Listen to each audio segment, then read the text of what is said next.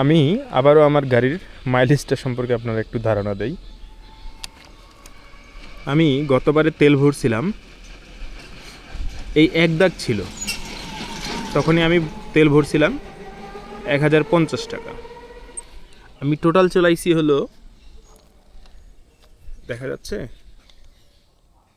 এই যে, আমি টোটাল চালাইছি হচ্ছে 361 কিলো।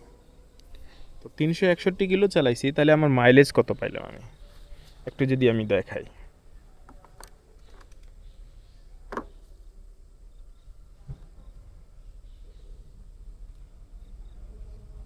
মাইলেজটা একটু কাউন্ট করি।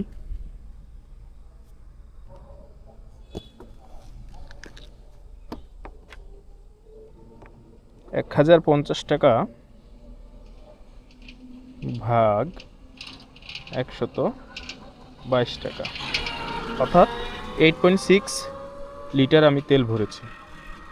এখন 361 কিলো যদি চালাই 8.6, তাহলে আমি হচ্ছে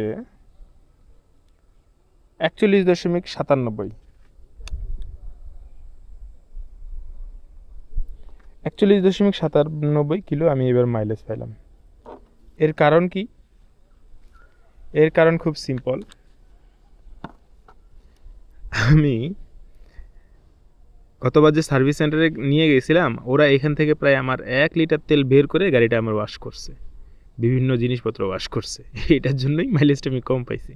কিন্তু আপনি যদি মনে করেন 1 লিটারের বেশি হবে, তো তার মানে আপনি যদি এই 8.6-এর জায়গায় যদি 7.6 দিয়ে দেই, তাহলে কিন্তু আমার 46-47 আমি মাইলেজ পেয়ে যাচ্ছি।